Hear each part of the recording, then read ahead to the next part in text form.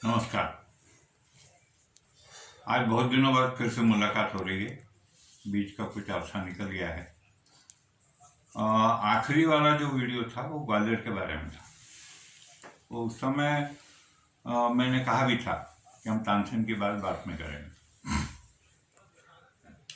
आज तानसेन की बात करेंगे। तो ग्वालियर के पास एक बेहट नाम की जगह है। वहाँ का वहाँ इनका जन्म हुआ। इनका नाम था राम तनु मिश्र। तो वो तनु मिश्र हो गया और तनु का तानसेन हो गया। तो रामतनु मिश्र जो है इसका जन्म वहाँ हुआ। और उसके बाद जो है अब जैसे आम बच्चे होते हैं गांव देहात में, हालांकि घर में ब्राह्मण होने के नाते मंत्र श्लोक फलाना ठिकाना ये याद करवाना वगैरह होता है। बाकी ये बहुत शरारती लड़का था और ये जो है कई जानवरों की आवाज़ निकालता था, जानवरों की, पक्षियों की, और उसमें खासकर शेर की। तो ऐसा चलता था। वो किसी को डराना है, शेर की आवाज़ निकाल दी, डरा दिया। तो ये लोग, उनके पिताजी माताजी और ये एक बार वृंदावन गए। तो वृंदावन में स्वामी हरिदास नाम के एक संत हुआ करते थे। तो वो उनको जाते में देख लिया अकेला कहीं से। तो उसने शेर की आवाज़ निकाली, वो हुबहू निकाली। तो उन्होंने पीछे मुड़ के देखा कि कौन। तो उससे पूछा क्या नाम है बेटा। तो उसने कहा रामतनु मिश्र। तो फिर बोले तुम्हारे पिताजी वगैरह आए हैं। तो उनका हाँ आए हैं। उनका मिलवाओ, मिलवा दिए।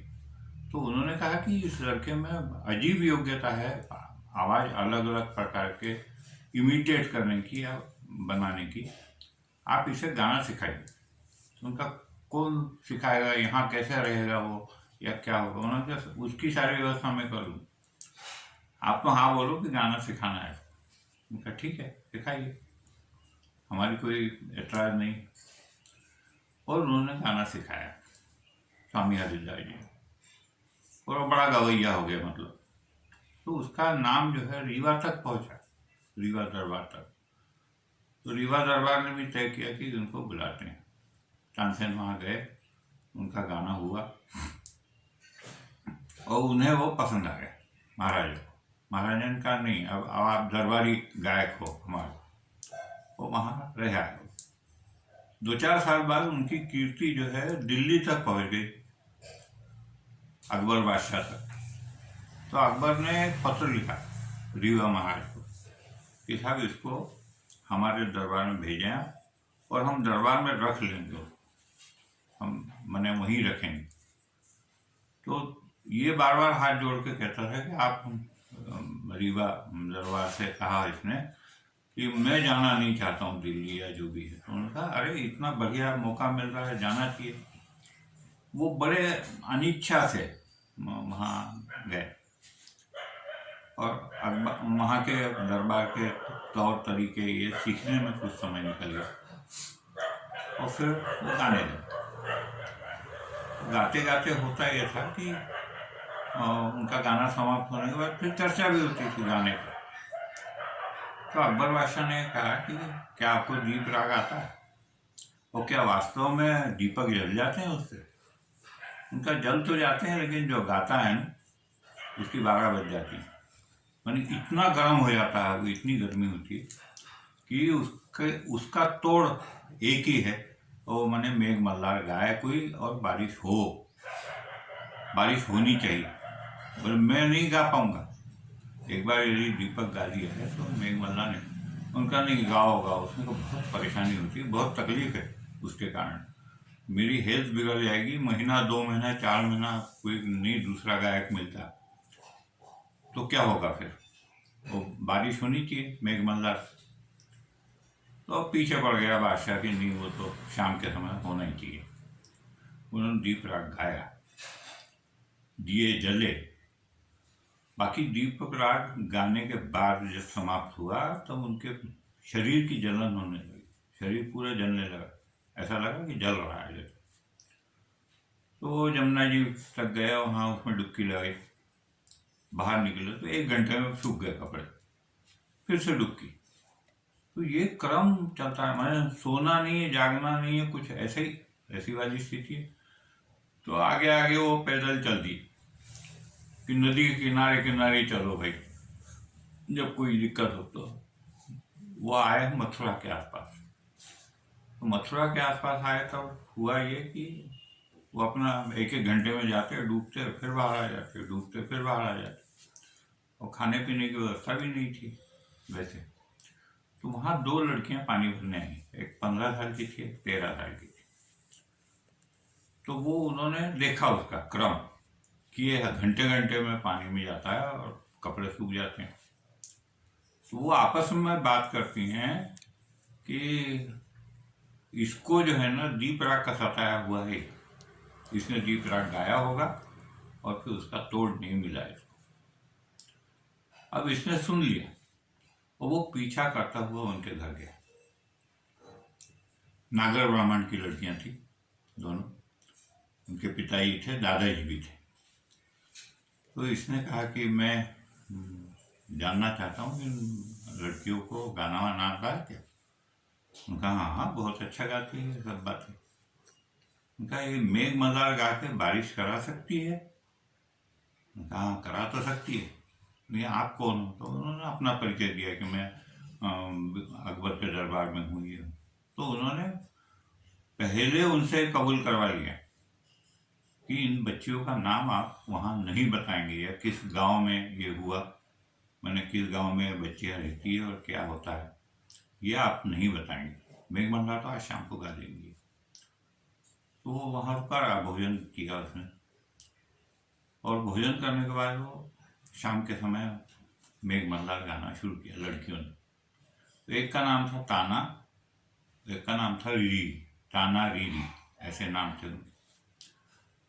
और उनका गाना शुरू हुआ, मेघ उमड़ आए पूरे और झमाझम बारिश हुई। अब उसमें जैसे ये भीगा पूरा तानसेन, तो उसको आराम मिला, एकदम राहत मिल गई। तो उसको उन्होंने रख लिया 4 दिन कि 4 दिन रहो, आप भी सुनाओ गाना। बच्चियों ने सुनाया तो आप भी सुनाना चाहिए। और बड़ा वो 4 दिन में संगीत का महोत्सव जैसे होता है वैसे हुआ। और फिर वो उसने विदा ली और वापस गया। तो अकबर को बड़ी ये कि ये गया तो है, वापस भी आ गया हफ्ते भर में और ठीक हो के आ गया।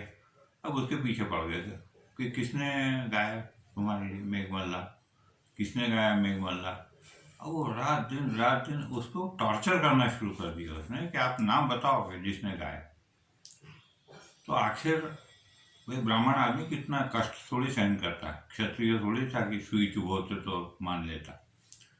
तो उसने बता दिया। अब वो घर चला गया। अकबर ने फौरन फरमान जारी किया, सेनापति या जो भी सेना भेजी उन्होंने कहा उन 2 लड़कियों को यहाँ जा दरबार। तो अब वो चले गए वहाँ मथुरा के पास। नागर ब्राह्मण काफ़ी थे, तो वहाँ से वो ताना रीरी कौन है, लड़कियाँ हैं, पता किया उन्होंने।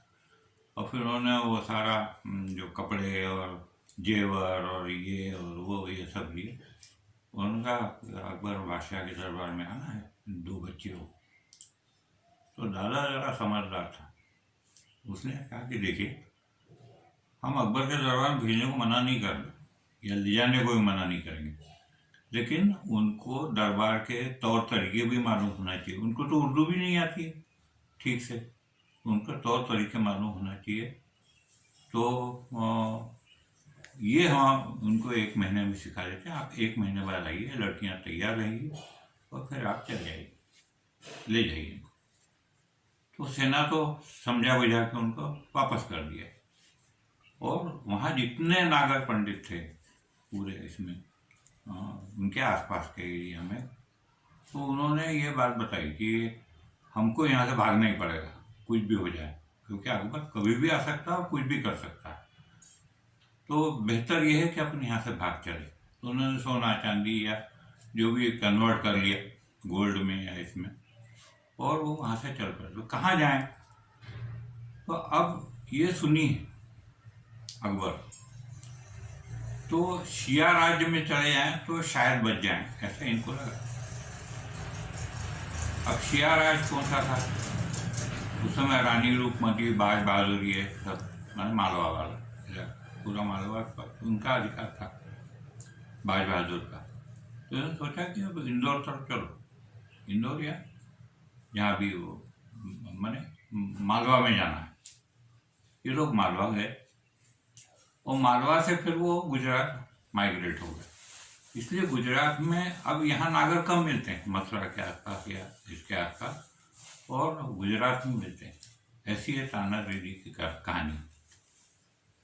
एक कहानी और ये है कि अकबर बादशाह किसी न किसी कारण से पीछे पड़ना हो। तुमने यहाँ से सीखा तो संत, वो जो संत है हरिदास जी, स्वामी हरिदास जी, उनसे मिलवाओ या उनको बुला लो दरबार में।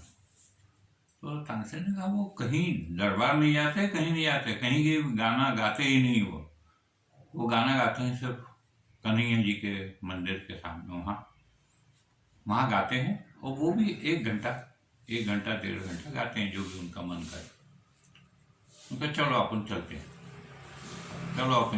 पीछे पड़ गए। तो चले गए। तो उन्होंने कहा ये कपड़े पहन के नहीं चलेंगे आप, नहीं तो पहचान जाएंगे आपको कि आप अकबर बादशाह है। उनका ठीक है। उन्होंने सादे आदमी का जैसे पोशाक होता है वो पहनी, वहाँ आ गए। तो संत हरिदास जी आए नहीं थे उस समय, स्वामी हरिदास जी। तो वहाँ एक लाल पत्थर की फर्शी रखी हुई थी, तो उस पर उसने बोरे बिछाए और उनको बिठाया बादशाह को, और खुद भी पास में बैठ गया। हरिदास जी आए, इधर उधर बिल्कुल ध्यान नहीं, सीधे मंदिर में गए, मंदिर को भगवान को हाथ जोड़े और वहाँ भगवान की तरफ मुंह करके गाना गाना शुरू किया।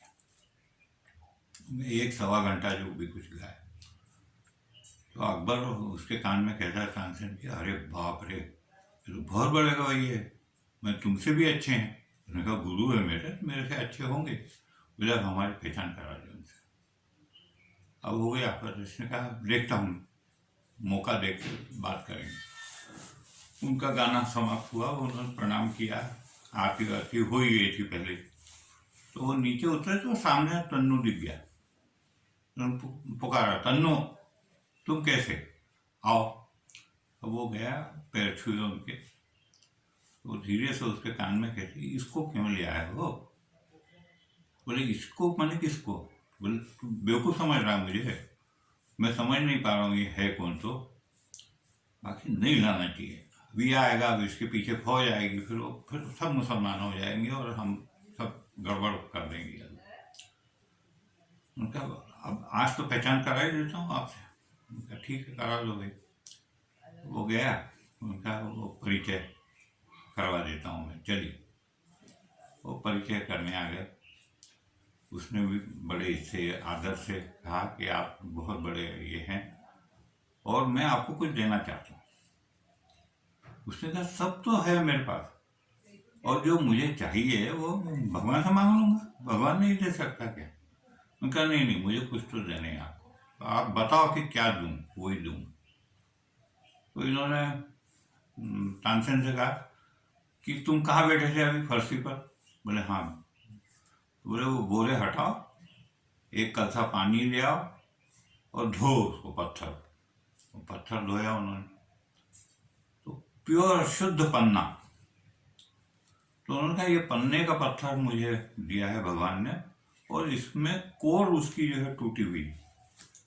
तो ऐसा यदि पूरा का पूरा मिले इस साइज का पत्थर तो आप जरूर हमें दिलवा, मैं स्वीकार कर लूँगा उसको। और वो अपने स्वामी जी चले भी गए वहाँ से। अब तानसेन थोड़ी देर उनके साथ रहा, फिर इधर आ गया। तो उसने सब जौहरी और जो हीरे जवाहरात वाले लोग हैं उनको सबको बुलाया। उनका इतना बड़ा पन्ना चाहिए मेरे को। तो उसने कहा बादशाह सलामत, आप पूरा राज भी दे देंगे तो ये पत्थर नहीं मिलने वाला आपको, ऐसा पत्थर नहीं मिल सकता। इसकी कीमत क्या समझते हो आप? छोटे से पत्थर की कीमत कितनी मतलब आज के हिसाब से 70-80 हज़ार रुपये होती है, छोटे स्टोन जो असली है पन्ना उसकी। तो उन्होंने कहा ये नहीं हो सकता। तो उसने कहा अपन चलो दिल्ली में देखते हैं, दिल्ली में शायद मिल जाए। ठीक है, तो इसने कहा मैं 2 दिन यहाँ रुक लूँ, आप चले आओ वापस। तो वापस चले गए, ये रुके रहे। तो पहला सवाल तानसेन ने उनसे पूछा, स्वामी जी आपने ये इतना भारी पत्थर, जो इतना महंगा पत्थर है, आपने क्यों रख रखा है? तो उसको कहते हैं पागल हो गया क्या? वो तो लाल पत्थर होता है जिससे सारा सारा मिट्टी वाला, वो पत्थर है ये तो। उसने नहीं, वो तो पन्ना दिखा था। बोले दिखा होगा, अभी जाके देखा। वो जाके देखा फिर से लाल पत्थर। तो ऐसी है तानसेन की कहानी है। और तानसेन का पूरा जीवन वहीं गया। वो गाना गाता था तो बादशाह अपना जूठा पान उसके मुंह में ठूसा, वाह वाह मियाँ वाह मियाँ। तानसेन मियाँ नहीं था और बिल्कुल शुद्ध ब्राह्मण था। ये आप थोड़ा ध्यान रखें। नमस्कार।